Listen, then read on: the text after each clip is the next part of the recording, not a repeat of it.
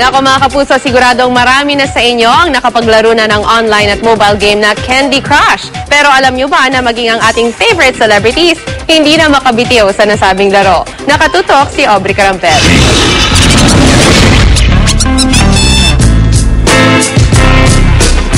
Isa sa pinaka-kinaaadika na laro ngayon ang game na Candy Crush.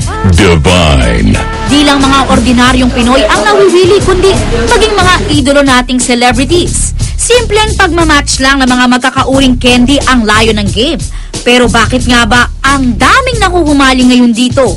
Marami talaga naglalaro and in-incorporate siya sa Facebook. So, makikita mo yung score ng friends mo. Bago lang ako sa Candy Crush. Na-challenge ako. Nahook ako eh. Nakakaloka yung Candy Crush na yan. Diyos ko, addictive. Pag binahati ko ako, naging competitive ako. Sa Candy Crush, pinapakita talaga nila na kung ano yung ranking mo.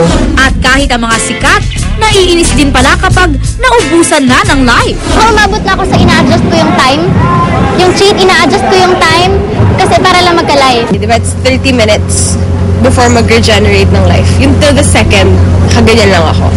At tulad ng mga artista, libangan o pang-alis ng stress ang dahilan ng iba kung bakit sila naglalaro ng Candy Crush. Enjoy lang kasi kung wala kang magawa, palipas lang yung oras. Pang-alis ng stress. So, pag medyo nai-stress ako sa work. Para sa isang sociologist, makikita sa paglalaro ng Candy Crush ang ilang katangiang likas sa mga Pinoy.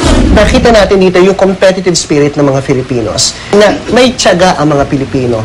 Na ito sa simpleng game na to, makita natin na we are also proud of the things that we can accomplish. Pero gaya sa ibang bagay, anumang sobra ay hindi rin maganda. Sometimes, nakakalimutan mo na rin ang ibang mga ginagawa. There is a proper time for play. There's a proper time for work. There's a proper time to be with the family. Eh anong level na kaya mga certified addicts sa Candy Crush? Hindi ako magaling eh.